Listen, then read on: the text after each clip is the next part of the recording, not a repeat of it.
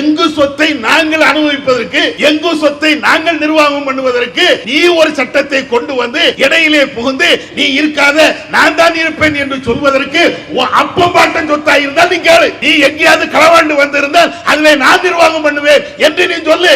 அதுல பிரச்சனை இல்ல. ஆனா இது முஸ்லிமுடைய சொத்து, முஸ்லிமுடைய முன்னோர்கள் வக்ஃபாக இறைவனுக்காக வேண்டிய அன்பளிப்பு செய்யப்பட்ட ஒரு சொத்துல நானும் மூக்க நுழைப்பேன் அப்படின்னா உனக்கு என்ன ரைட்ஸ் இருக்கிறது? வக்ஃபு என்பது முஸ்லிம்கள் அவர்களுடைய சொத்தை அவர்கள் நிர்வாகம் பண்ணுகிறார்கள். வக்ஃபுல நீ கை வைத்தால் அங்கே அத்தனை பேரும் அந்த சொத்துல நிர்வாகம் பண்ணலாம், எல்லா மதத்தவர்களும் சேர்ந்து நிர்வாகம் பண்ணலாம் என்ற ஒரு சட்டத்தை கொண்டு வந்தால் இதே போன்ற ஒரு சட்டத்தை கோயில் நிர்வாகத்துக்கு நீ கொண்டு வருவியா? மீனாட்சி அம்மன் கோயில் இருக்கிறது, அந்த கோயிலை நிர்வாகம் பண்ணக்கூடியவர்கள் இந்துக்கள் நிர்வாகம் பண்ணணுமா? அங்கேயும் ஒரு முஸ்லிம் வந்து நிர்வாகம் பண்ணணுமா? பதில் சொல்லுங்க. மோடி இடத்தில் பதில் கிடையாது, அமித்ஷா வகைராக்கள் இடத்தில் பதில் கிடையாது. நியாயமாக சிந்திக்கக்கூடியவர் இடத்தில் இந்த கேள்வியை கேட்கின்ற பொழுது வக்கர புத்தி கொண்டவர்கள், திருட்டு புத்தி கொண்டவர்களிடத்தில் அபகரிக்க வேண்டும், முஸ்லிம் சொத்தை ஆட்டைய போட வேண்டும் என்று எண்ணக்கூடியவரிடத்தில் ஒரே ஒரு நியாயமான பதில் கூட கிடையாது. சொத்தை அபகரிக்க துடிக்கும் ஒன்றிய அரசின் அடக்குமுறையை வன்மையாக கண்டித்து ஆர்த்தெழுந்த போராட்டம். கண்டிக்கிறோம் கண்டிக்கிறோம் கண்டிக்கிறோம் கண்டிக்கிறோம் வன்மையாக கண்டிக்கிறோம். முஸ்லிம்களை தொடர்ந்து சீண்டும், முஸ்லிம்களை தொடர்ந்து சீண்டும் மைனாரிட்டி பாஜக அரசை வன்மையாக கண்டிக்கிறோம். நாம் உறக்கச் சொல்வோம், செவி பிளக்கச் சொல்வோம், செவி பிளக்கச் சொல்வோம். நாம் ஓங்கி உரைப்போம், நாம் ஓங்கி உரைப்போம், நாம் ஓங்கி உரைப்போம். இது எங்கள் சொத்து, இது எங்கள் சொத்து, இது எங்கள் சொத்து. வக்ஃபு எங்கள் சொத்து, வக்ஃபு எங்கள் சொத்து. இது எங்கள் உரிமை, இது எங்கள் உரிமை. உன் திட்டம் ஒழிப்போம், உன் திட்டம் ஒழிப்போம், உன் கொட்டம் அழிப்போம், உன் கொட்டம் அழிப்போம், உன் கொட்டம் அழிப்போம். உன் சட்டம் தகர்ப்போம், உன் சட்டம் தகர்ப்போம். நாங்கள் பயப்பட மாட்டோம், நாங்கள் பயப்பட மாட்டோம். வக்ஃபை இழக்கவும் மாட்டோம், வக்ஃபை இழக்கவும் மாட்டோம். நீ சுருட்ட நினைத்தால், நீ சுருட்ட நினைத்தால் உன்னை விரட்டி அடிப்போம், உன்னை விரட்டி அடிப்போம். அஸ்ஸலாமு அலைக்கும் வரஹ்மத்துல்லாஹி வபரகாத்துஹு. கண்ணியம் நிறைந்த இஸ்லாமிய சகோதரர்களே, பிற மத நண்பர்களே, தோழர்களே, காவல்துறை, உளவுத்துறை அதிகாரிகளே, அன்பு மிகுந்த சகோதரர்களே, மத்தியில் இருக்கக்கூடிய பாஜக அரசாங்கம் என்றைக்கு ஆட்சி கட்டிலில் அமர்ந்தார்களோ அன்றில் இருந்து இன்று வரையிலேயும் அவர்களுடைய ஒரே அஜெண்டா, ஒரே செயல் திட்டம் முஸ்லிம்களை பழிவாங்க வேண்டும், முஸ்லிம்களுக்கு எதிரான சட்ட திட்டங்களை உருவாக்க வேண்டும், முஸ்லிம்களை அடக்கி ஒடுக்கி விட வேண்டும் என்பதுதான் அவர்களுடைய அஜெண்டாவாக இருக்கிறது. இதை நான் கற்பனையாக சொல்லவில்லை. அவர்களுடைய பல்வேறு திட்டங்களை நீங்கள் எடுத்து பார்த்தீர்கள் என்றால், முதலிலே ராமர் கோயில் என்று சொல்லி அங்கே இருக்கக்கூடிய பாபர் மசூதியை இடித்து அங்கே கோயிலை கட்டினார்கள். அதற்கு பின்பு முத்தலாக்கு என்ற சட்டத்தை கொண்டு வந்தார்கள். அதற்கு பின்பு காஷ்மீரில் இருக்கக்கூடிய தனி சட்டமாக இருந்த 370வது பிரிவை அவர்கள் நீக்கி இது போன்ற சட்டங்களை கொண்டு வந்தார்கள். இப்படி இஸ்லாமியர்களுக்கு எதிராக சட்டங்களை போடுவதுதான் அவர்களுடைய முதன்மையான நோக்கமாக இருக்கிறது. இதில் வேடிக்கை என்னவென்றால், நாங்கள் இந்து சமுதாயத்தை பாதுகாக்க வந்தவர்கள் என்று சொல்லக்கூடியவர்கள் இங்கே இந்த நாட்டிலே இருக்கக்கூடிய நம்முடைய அருமை சகோதரர்களாக விளங்கக்கூடிய இந்து சகோதரர்களுக்கு மத்தியில் இருக்கக்கூடிய பாஜக அரசாங்கம் இதுவரையிலையும் எதையும் செய்யவில்லை. விலைவாசி விண்ணை முட்டுகிறது, அதற்கு இவர்கள் எந்த தீர்வும் காணவில்லை. அதே போன்ற பல்வேறு விஷயங்களிலே இந்து மக்கள் அவ்வளவு நசுக்கப்படுகிறார்கள். வாழ்க்கையிலே முன்னேற்றத்தை காண முடியவில்லை. படிப்பிலே, வேலை வாய்ப்பிலே அவர்களுக்கு எந்த முன்னேற்றமும் இல்லை. ஆனால் நாங்கள் இந்துக்களுக்காக வேண்டி பாடுபடுகிறோம் என்று சொல்லக்கூடியவர்கள் இவர்களை கண்டுகொள்ளாமல் அதே நேரத்தில் தங்களுடைய அரசியல் லாபத்துக்காக, ஓட்டு வங்கிக்காக வேண்டி இஸ்லாமியர்களுக்கு எதிராக அவர்களை அடக்கி ஒடுக்கி விட வேண்டும் என்ற சிந்தனையிலே ஒவ்வொரு நேரத்திலையும் இந்த சட்டத்தை கொண்டு வருகிறார்கள். இப்பொழுது வக்ஃபு போர்டிலையும் கை வைத்திருக்கிறார்கள். அது என்னப்பா வக்ஃபு சொத்து? ஒட்டுமொத்த இந்தியாவை நீங்கள் எடுத்துக்கொண்டீர்கள் என்றால் இந்தியாவில் இருக்கக்கூடிய நிலப்பரப்பிலே அதிகமான சொத்துக்கள் நம்முடைய ராணுவத்திற்கு சொந்தமானது. இரண்டாவது, நீங்கள் எடுத்து பார்த்தீர்கள் என்றால் ரயில்வே துறைக்கு சொந்தமான நிலங்கள் கூடுதலாக இருக்கும். மூன்றாவது, நீங்கள் எடுத்து பார்த்தீர்கள் என்றால் வக்ஃபு சொந்தமான இஸ்லாமியர்கள் நிர்வாகம் செய்யக்கூடிய அந்த வக்ஃபோர்டுக்கு மாத்திரம் சொந்தமான நிலங்கள் மூன்றாவது நிலையில் இருக்கிறது. மத்தியில் இருக்கக்கூடிய பாஜக அரசுக்கு இது கண்ணை உறுத்தாதா? அவர்களுக்கு மேலாக இருக்கக்கூடிய கார்ப்பரேட் நிறுவனங்களுக்கு இது போன்ற சொத்துக்களை கண்ணை உறுத்தாதா? காஷ்மீரிலே 370 என்ற அந்த பிரிவை நீக்குவதற்கு என்ன காரணம்? அதானி போன்றவர்கள், அம்பானி போன்றவர்கள், மிகப்பெரிய தொழிலதிபர்கள் அங்கே நிலம் வாங்க வேண்டும். அவர்களுக்காக வேண்டித்தான் இவர்கள் அந்த 370 சட்ட பிரிவை நீக்கினார்கள். இதுதான் யதார்த்த உண்மை. மதுரையில் இருக்கக்கூடிய ஒரு இந்து சகோதரன் காஷ்மீரில் நிலம் வாங்குவதற்காக வேண்டிய அல்ல, அல்லது வேறு எங்கேயாவது இருக்கக்கூடிய ஒரு இந்து சகோதரன் அவன் காஷ்மீரில் நிலம் வாங்க வேண்டும் என்பதற்காக வேண்டி கொண்டு வரவில்லை. அவர்களுடைய கார்ப்பரேட்ல இருக்கக்கூடிய அந்த நிர்வாகிகள் அல்லது அது போன்ற துறையை சார்ந்தவர்கள், மிகப்பெரிய மில்லியனர்கள் அங்கே நிலம் வாங்கணும். அதுக்குத்தான் அதை நீக்கினாங்க. இப்பவும் என்ன நிலை? வக்ஃப் போர்டு.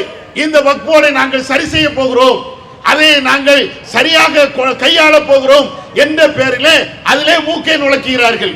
இதனுடைய அர்த்தம் என்ன? இதே கார்ப்பரேட் நிறுவனங்கள், அவர்களுக்கு சொந்தமான பல்வேறு கட்டடங்கள், அவர்கள் தொழில் செய்யக்கூடிய பல்வேறு இடங்கள் அனைத்தும் வக்ஃபுக்கு சொந்தமான இடங்கள், அனைத்தும் வக்ஃபு சொந்தமான இடம்.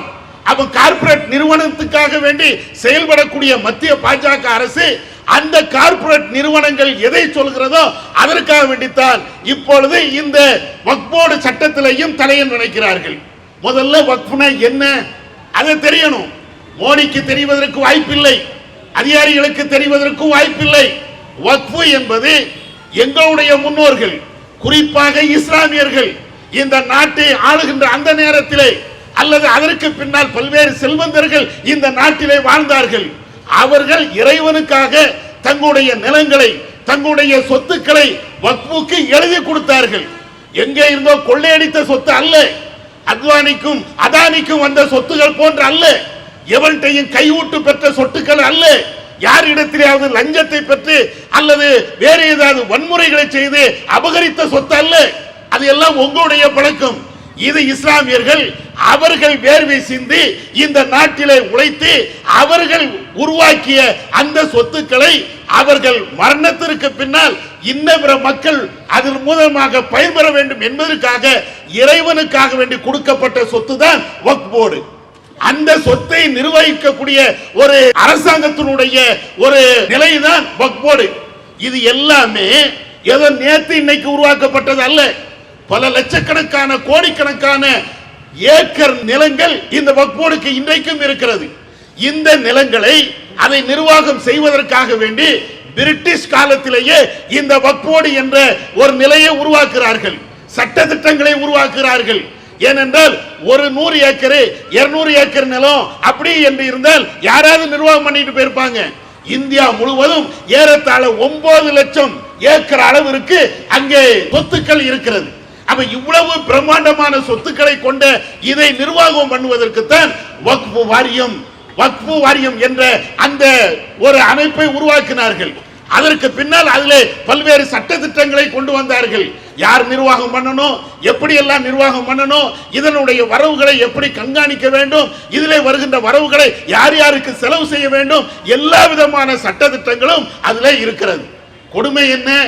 இன்றைக்கு இந்த நாட்டிலே வக்ஃப் போர்டுக்கு சொந்தமான பல ஆயிரக்கணக்கான ஏக்கர்கள் நிலங்கள், அசையக்கூடிய சொத்து, அசையாத சொத்து அனைத்தும் அபகரிக்கப்பட்டு இருக்கிறது. எந்த அளவுக்கு என்றால் 50% மேலான சொத்துக்கள் இன்றைக்கு வக்ஃபு சொத்துக்கள் அபகரிக்கப்பட்டு இருக்கிறது. இந்த சொத்தை மீட்க வேண்டும் என்பதற்காக வேண்டித்தான் வக்ஃபு போர்டும் சில இடங்களிலேயே அவர்கள் முயற்சி செய்து கொண்டிருக்கிறார்கள். இப்படி முயற்சி செய்கின்ற பொழுது வக்ஃபு போர்டுடைய இடங்கள் எங்கெல்லாம் இருக்கிறது என்று ஆவணத்தின் அடிப்படையில், ஏதோ கதையின் அடிப்படையில் இல்ல, நம்பிக்கையின் அடிப்படையில் இல்ல, எங்களுடைய முன்னோர்களும் மூதாதையர்களும் எழுதி கொடுத்தார்களே அந்த பட்டயத்தின் அடிப்படையில், பட்டாவின் அடிப்படையிலேயே வக்ஃபு போர்டு அதை ஆய்வு செய்கிறார்கள்.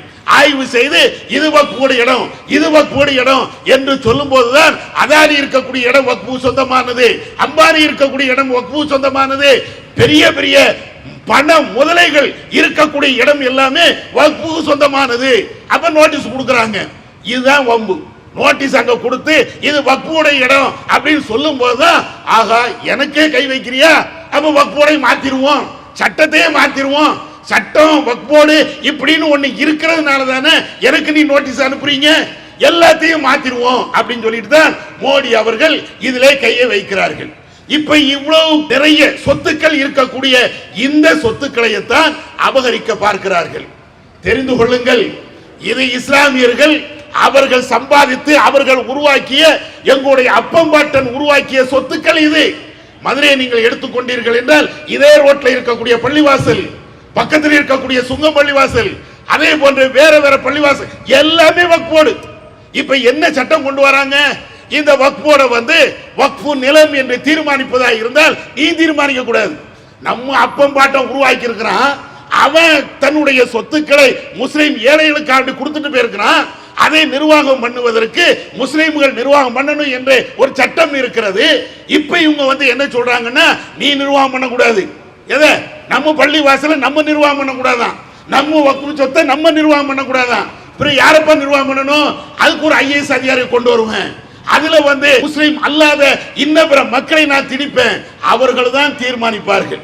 இப்ப சுங்கம் பள்ளிவாசலோ அல்லது மற்ற பள்ளிவாசலோ வக்ஃபுக்கு சொந்தமான ஒரு பள்ளிவாசல் இருக்கிறது என்றால் நாளைக்கு என்ன வரும்? இந்த சட்டத்தை கொண்டு வந்தால் இந்த பள்ளிவாசல் வக்ஃபுக்கு சொந்தமான இடமா இல்லையா என்பதை இங்கு இருக்கக்கூடிய மாவட்ட ஆட்சித்தலைவர் தான் தீர்மானிப்பார். அவர் வக்ஃபோடு இல்ல, இது வக்ஃபுக்கு சொந்தமான இடம் இல்ல என்று சொல்லிவிட்டால் பள்ளிவாசலை காலி பண்ணிட்டு நம்ம வேற எங்கேயாவது ஓடிடணும். அதுக்கு தான் இந்த சட்டத்தை கொண்டு வராங்க. வக்ஃபு போர்டு என்று ஒரு போர்டு இருக்கிறது, அது அரசாங்கம் தான் நிர்வாகம் பண்ணுகிறது. அதிலே பல்வேறு சட்டத்திட்டங்கள் இருக்கிறது. அதிலே ஏதாவது ஓட்டை இருந்தால், அதிலே ஏதாவது குறைபாடுகள் இருந்தால் அதை ஆய்வு செய்யலாம். ஆனா இருக்கக்கூடிய சட்டங்கள் அபகரிப்பதற்கு எதிராக இருக்கிறது. இருக்கக்கூடிய சட்டம் இருக்குது, வக்ஃபு போர்டு சட்டம். இதுல எவ்வளவு அற்புதமான சட்டத்தை வச்சிருக்காங்கன்னா, ஒரு வக்ஃபு போர்டு இடத்தை இன்னொரு ஆள் ஆக்கிரமிப்பு செய்தால் அது ஊர்ஜிதப்படுத்தப்பட்டால் ஏறத்தாழ பிணையில் வர முடியாத 2 ஆண்டுகள் ஜெயிலு அப்படின்னு இருக்குது. இப்படி இருந்தால் நிறைய பேர் உள்ள போக வேண்டியிருக்கும். அதே மாதிரி பெரிய பெரிய முதலைகள் உள்ள போக வேண்டியிருக்கும். அதுக்காக தான் என்ன செய்யறாங்கன்னா அது எல்லாத்தையும் ஒழிச்சிரு, அது எதுவுமே இருக்கக்கூடாது. வக்ஃபோடு என்று சொல்லக்கூடிய அதில வக்ஃபுக்கு சொந்தமான இடம் தான் என்பதை தீர்மானிப்பதற்கு நீ தீர்மானிக்க கூடாது. எவை எழுதி கொடுத்தானோ அவன் தீர்மானிக்க கூடாது, மற்றவர்கள் தீர்மானிக்க கூடாது. கரெக்ட் தீர்மானிப்பாரு. அல்ல வக்ஃபோடுக்கு என்று சில ஆட்களை நாங்க நியமனம் பண்ணுவோம், அவங்க தான் தீர்மானிப்பாங்க.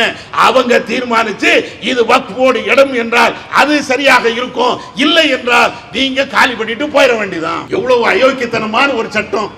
அட, எங்கு சொத்தை நாங்கள் அனுபவிப்பதற்கு, எங்கு சொத்தை நாங்கள் நிர்வாகம் பண்ணுவதற்கு நீ ஒரு சட்டத்தை கொண்டு இடையிலே புகுந்து நீ இருக்காத நான் தான் இருப்பேன் என்று சொல்வதற்கு அப்பம் பாட்டன் சொத்தா இருந்தால் நீ கேளு. நீ எங்கேயாவது களவாண்டு வந்திருந்தால் அதுல நான் நிர்வாகம் பண்ணுவேன் என்று நீ சொல்லு, அதுல பிரச்சனை இல்லை. ஆனா இது முஸ்லிமுடைய சொத்து, முஸ்லிமுடைய முன்னோர்கள் வக்ஃபாக இறைவனுக்காக வேண்டிய அன்பளிப்பு செய்யப்பட்ட ஒரு சொத்துல நானும் மூக்க நுழைப்பேன் அப்படின்னா உனக்கு என்ன ரைட்ஸ் இருக்கிறது? அதனாலதான் எங்களுடைய சமுதாயத்தை சார்ந்தவர்கள் அவங்க மாத்திரமல்ல, இன்ன பிற மக்களும், தொப்புள் கொடி உறவை சார்ந்த இந்து சகோதரர்களும், எதிர்கட்சியை சார்ந்தவர்களும் இன்றைக்கு கேட்கிறார்கள். வக்ஃபு என்பது முஸ்லிம்கள் அவர்களுடைய சொத்தை அவர்கள் நிர்வாகம் பண்ணுகிறார்கள். இதுல இந்துக்களுக்கோ கிறிஸ்தவர்களுக்கோ ஜைனர்களுக்கோ புத்தர்களுக்கோ வேற மதத்தை சார்ந்தவர்களுக்கோ அங்கே மூக்கை நுழைப்பதற்கு எந்த அதிகாரமும் இல்லை. ஏன்னா அவங்க சொத்து அவங்க நிர்வாகம் பண்றாங்க. இப்படின்னு சொல்லி கேட்டுட்டு இன்னொன்னையும் கேட்கிறாங்க, வக்ஃபுல நீ கை வைத்தால் அங்கே அத்தனை பேரும் அந்த சொத்திலே நிர்வாகம் பண்ணலாம், எல்லா மதத்தவர்களும் சேர்ந்து நிர்வாகம் பண்ணலாம் என்ற ஒரு சட்டத்தை கொண்டு வந்தால், இதே போன்ற ஒரு சட்டத்தை கோயில் நிர்வாகத்துக்கு நீ கொண்டு வருவியா? மீனாட்சி அம்மன் கோயில் இருக்கிறது, அந்த கோயிலை நிர்வாகம் பண்ணக்கூடியவர்கள் இந்துக்கள் நிர்வாகம் பண்ணணுமா, அங்கேயும் ஒரு முஸ்லிம் வந்து நிர்வாகம் பண்ணணுமா? பதில் சொல்லுங்க. மோடி இடத்தில் பதில் கிடையாது, அமித்ஷா வகைராக்கள் இடத்தில் பதில் கிடையாது. நியாயமாக சிந்திக்கக்கூடிய ஒரு இடத்தில் இந்த கேள்வியை கேட்கின்ற பொழுது வக்கர புத்தி கொண்டவர்கள், திருட்டு புத்தி கொண்டவர்களிடத்தில் அபகரிக்க வேண்டும், முஸ்லிம் சொத்தை ஆட்டைய போட வேண்டும் என்று எண்ணக்கூடிய ஒரு இடத்துல ஒரே ஒரு நியாயமான பதில் கூட கிடையாது. அப்ப நீ இங்க வந்து எல்லாரும் உள்ளே மூக்கை நுழைக்கலாம் அப்படின்னா, அப்ப மத்த வழிபாட்டு தலங்கள் மற்ற மக்களுடைய சொத்துக்கள்ல அங்கே மூக்கை நுழைக்க முடியுமா? கிறிஸ்தவர்கள் ஆலயத்தை நடத்துகிறார்கள், தேவாலயத்தை நடத்துகிறார்கள், அங்கே ஒரு முஸ்லீம் போய் அங்க போய் மூக்கை நுழைக்க முடியுமா? அங்கே இதே போன்று வக்ஃபு சொத்து தானே அங்கே இருக்கிறது, எல்லா இடத்திலும் அதுதானே இருக்கிறது. கோயிலுக்கு என்று தானமாக வழங்கப்பட்ட சொத்துக்களை அவர்கள் நிர்வாகம் பண்ணுவார்கள், குருத்துவாவுக்கு தானமாக வழங்கப்பட்ட சொத்துக்களை அவர்கள் நிர்வாகம் பண்ணுவார்கள், முஸ்லிம்களுக்கு தானமாக வழங்கப்பட்ட சொத்துக்களை அவங்க நிர்வாகம் பண்ண போறாங்க. இன்னும் சொல்ல போனால் இந்த வக்ஃபு சார்ந்த இந்த சட்டம், இதுல இருக்கக்கூடிய பல்வேறு பிரிவுகள் வக்ஃபு சொத்தை பாதுகாப்பதற்காக வேண்டி இருக்கிறது. இந்த சட்டங்கள்லாம் போட்டது யாரு? ஏன்னா பாகிஸ்தான் பிரதமர் போட்டாரு, ஆப்கானிஸ்தான்ல இருந்தா வந்து இந்த சட்டத்தை போட்டான், அமெரிக்கால இருந்து வந்து போட்டானா? அட இந்தியர்கள் தானே போட்டது. இதே நாடாளுமன்றத்தில் தானே அந்த சட்டத்தை ஏற்றினார்கள். வக்ஃப் போர்டு, அதற்கு இருக்கக்கூடிய சட்டங்கள் அனைத்தும் நீங்க நம்ம நாட்டுக்காரர் தானே போட்டாங்க. என்ன அதுல பிரச்சனை? உனக்கு என்னப்பா பிரச்சனை? அந்த சொத்தை நிர்வாகம் பண்ணுவதில் முஸ்லிம்களுக்கு மத்தியில் ஏதாவது கருத்து வேறுபாடு இருந்தால் அதற்கு சட்ட வடிவங்கள் இருக்கிறது. இந்த சொத்து வக்ஃப் போர்டு சொத்தா, வக்ஃப் போர்டு அதை தீர்மானிக்கும். அதுல உங்களுக்கு திருப்தி இல்லையா, ஹைகோர்ட் போங்க. அதுலயும் திருப்தி இல்லையா, சுப்ரீம் கோர்ட் போங்க. இந்த நாட்டினுடைய சட்டத்தின் அடிப்படையில், இந்த நாட்டினுடைய இறைமையாண்மையின் அடிப்படையில் தானே அந்த வக்ஃப் போர்டு சட்டம் இருக்கிறது. இவ்வளவு தெளிவாக இருக்கும் போதும் அப்ப நீங்க அபகரிப்பதற்கு, குறுக்கு வழியில வருவதற்கு என்ன நோக்கம்? வேற ஒண்ணுமே கிடையாது. இவ்வளவு சொத்து இருக்குது முஸ்லிம்களுக்கு, வக்ஃப் வாரியத்திற்கு இவ்வளவு சொத்து இருக்குது, இருக்கக்கூடாது, இருக்கவே கூடாது. ஏதாவது ஒன்றை செஞ்சு அந்த சொத்தை அழிச்சிருவேன், ஆட்டைய போட்டுருவேன். இதுக்காக வேண்டி முஸ்லிம்கள்ல சில பேரை அப்படியே தயார் பண்ணி வைப்பாங்க பிஜேபி காரங்க. ஒரிஜினல் முஸ்லிமா இருக்காது, தொப்பி போட வச்சு அல்லது வேற ஏதாவது இஸ்மாயில் இப்ராஹிம்னு பேரை வச்சு இந்த வக்ஃப் போர்டுல ஒரு குழப்பத்தை ஏற்படுத்த வேண்டும் என்பதற்காக வேண்டி கோர்ட்டுக்கும் போவாங்க. இது அவங்களுடைய அரசியல் பாலிசி. எல்லாத்திலும் குழப்பத்தை ஏற்படுத்த வேண்டும் என்பதற்காக வேண்டி இவ்வளவு செய்வாங்க. இப்படி எல்லாம் செய்து முஸ்லிம்கள்ட்டே ஒரு பயங்கரமான எதிர்ப்பு. எதுக்கான்? வக்ஃப் போர்டு சட்டத்துல முஸ்லிம்களுக்குள்ளேயே கடுமையான எதிர்ப்பான். அட எங்களுக்கு ஏன்டா அதுல எதிர்ப்பு வருது? எங்களுக்கு அதுல எதுக்கு எதிர்ப்பு வருது? ஒன்னே உள்ள வேணா சண்டை வரும். எதுல சண்டை வரும்? அந்த வக்ஃப் போர்டு தேர்தல் நடக்கும். அந்த தேர்தலில் வேண்டுமானால் நீ தலைவரா நான் தலைவரா, அதுவும் எலெக்ஷன் நடக்கும் போது சில பிரச்சனைகள் வரும். எல்லாத்திலையும் தானே வருது, வேற எதுல வரல? இதை தாண்டி இந்த வக்ஃப் போர்டுல வேற என்ன பிரச்சனை இருக்கிறது? இன்னும் சொல்ல போனால் ஏற்கனவே இருக்கக்கூடிய சட்டம் எவ்வளவு பாதுகாப்பானது என்றால், ஒரு முஸ்லிமே வக்ஃப் போர்டு சொத்தை அவன் அபகரிக்கிறான் என்றால் 2 வருஷம் உள்ள போகணும். முஸ்லிம் என்பதற்கான சலுகை கிடையாது. வேற யாரும் அபகரித்தாலும் வக்ஃபு சொத்தை ஆட்டைய போட்டாலும் அவனுக்கும் சலுகை கிடையாது. இவ்வளவு தெளிவா இருக்குது. நாட்டுல அவ்வளவு அற்புதமான சட்டத்தை ஏற்றித்தானே வக்ஃப் போர்டு நிர்வாகம் பண்ணிட்டு இருக்கிறாங்க. அப்ப இவ்வளவு தெளிவான சட்டம் இருந்தும் வேண்டாம், நாங்க உள்ள வருவோம், நீ உள்ள வா. அதே தான் இப்ப நாங்களும் கேட்கிறோம். சரி ரைட்டு, எல்லாரும் உள்ள வருவாங்க, எல்லாரும் உள்ள வரலாம் அப்படின்னா இஸ்லாமிய மத சுதந்திரத்தில் மாத்திரமல்ல, அல்லது மதத்திற்காக வழங்கப்பட்ட இந்த சொத்துல மாத்திரமல்ல, அனைத்து மதத்தை சார்ந்தவர்கள் அவர்களுக்கு வழங்கப்பட்ட அந்த சொத்துலையும் எல்லாரும் தலையிடலாம், சட்டம் கொண்டு வா பார்ப்போம். நீ யாரை நம்பி ஓட்டு வங்கியாக பயன்படுத்துகிறாயோ அவர்களே உன்னை செருப்பால் அடிப்பாங்க. ஏன்? சாத்தியம் இல்லை. இந்தியா என்பது பன்முகத்தன்மை கொண்டது. அவர்களுடைய மத வழிபாட்டு உரிமையின் அடிப்படையில் வழிபாடு செய்யக்கூடியவங்க. அவங்க மதத்தின் அடிப்படையில் அந்த மதத்தை வளர்ப்பதற்கோ அல்லது வழிபாடு செய்வதற்கோ தானங்கள் செய்யலாம் என்று நம்முடைய அரசியல் சாசன சட்டம் சொல்கிறது. அந்த அடிப்படையில் செய்யறாங்க. இப்ப அதுல போய் கைய வைக்கிறதா இருந்தா எவ்வளவு பெரிய கொடுமை, எவ்வளவு பெரிய அநியாயம். அதனாலதான் ஒட்டுமொத்த இஸ்லாமியர்களும் இதற்கு எதிராக கடுமையான கண்டன குரலை பதிவு செய்கிறார்கள். மத்திய அரசாங்கமே இந்த சட்டத்தை நீங்கள் கைவிடுங்க. இது நியாயமான ஒரு சட்டம் அல்ல. வக்ஃபுல நீங்கள் கை வைப்பது என்பது அது நியாயமான சட்டம் அல்ல. ஒரு பேச்சுக்கு இவ்வளவு பெரிய எதிர்ப்பையும் தாண்டி வலுக்கட்டாயமாக இந்த சட்டத்தை நீங்கள் அமல்படுத்தினீர்கள் என்றால் ஒரே ஒரு எச்சரிக்கை தான். ஏற்கனவே சிஏஏ சட்டத்தை எதிர்த்து இந்த இஸ்லாமிய சமுதாயம் மிகப்பெரிய எழுச்சி மிக்க போராட்டத்தை நடத்தியது. வரலாறு இன்னும் அதை மறக்கவில்லை. நீங்களும் மறந்திருக்க மாட்டீர்கள். அது போன்ற ஒரு எழுச்சி மிகுந்த போராட்டத்தை, தொடர் போராட்டத்தை ஒட்டுமொத்த இஸ்லாமியர்களும் இந்திய இஸ்லாமியர்களும் இந்திய மத்திய பாஜக அரசுக்கு எதிராக களம் காணும் என்று உங்களுக்கு கடுமையாக எச்சரிக்கை செய்கிறோம். அதே போன்று எதிர்க்கட்சிகளுக்கும் நாங்கள் சொல்லிக் கொள்கிறோம். இப்பொழுது நீங்கள் இந்த வக்ஃப் சட்டத்தை எதிர்க்கிறீர்கள், திருத்த சட்டங்களை நீங்கள் எதிர்க்கிறீர்கள். இதோடு நின்றாதீங்க. நாடாளுமன்றத்தில் இந்த வக்ஃப் சட்டத்தை நிறைவேற்றுவதற்காக குறுக்கு வழியில், பாசிச வழியில் பாஜக கொண்டு வரும் என்றால் அதை எதிர்த்து நீங்களும் குரல் கொடுக்க வேண்டும். இல்லை என்றால் இன்றைக்கு மைனாரிட்டியாக இருக்கக்கூடிய பாஜக அரசு மாதிரி நாளைக்கு நீங்களும் மைனாரிட்டியாக ஆகின்ற எந்த காலத்திலேயும் இஸ்லாமியருடைய வாக்கை பெற முடியாத ஒரு நிலைக்கு நீங்கள் தள்ளப்படுவீர்கள் என்பதை இந்த நேரத்தில் எச்சரிக்கையாக சொல்லிக்கொண்டு, பாஜக அரசு நீங்கள் நினைத்தால் எங்களிடத்தில் ஆட்சி இருக்கிறது, அதிகாரம் இருக்கிறது, பவர் இருக்கிறது, எதையும் நாங்கள் சாதிப்போம் என்று நீங்கள் பகல் கனவு கண்டீர்கள் என்றால் வரலாறை திரும்பி பாருங்கள், பக்கத்து நாடை பாருங்கள், பங்களாதேஷையும் இலங்கையும் எடுத்து பாருங்கள். இந்திய நாட்டு மக்கள் உங்களுக்கு எதிராக கிளந்தெழுவார்கள் என்றால், உங்களுடைய கொடுமைகளுக்கு எதிராக கிளந்தெழுவார்கள் என்றால், ஜனநாயக வழியில் போராட்டத்தை கையில் எடுப்பார்கள் என்றால் உங்களால் தப்பித்து ஓடக்கூட ஒரு நாடும் இடம் கொடுக்காது என்பதை எச்சரிக்கையாக சொல்லிக்கொண்டு, இந்த சட்டத்தை நீங்கள் அமல்படுத்தாதீர்கள். அமல்படுத்துவது என்பது ஒட்டுமொத்த இந்தியர்களுக்கும் இந்த நாட்டினுடைய இறையாண்மைக்கும் மிக எதிரான ஒன்று என்று கூறிக்கொண்டு என்னுடைய உரையை நிறைவு செய்கிறேன். வாஹிர்தாவானா அல்ஹம்துலில்லாஹ். தமிழ்நாடு தௌஹீத் ஜமாத்தின் சார்பிலே தமிழகத்தில் இருக்கக்கூடிய அனைத்து மாவட்டங்களிலேயும் மத்திய பாஜக அரசை கண்டித்து மாபெரும் ஆர்ப்பாட்டத்தை நாங்கள் நடத்தி வருகிறோம்.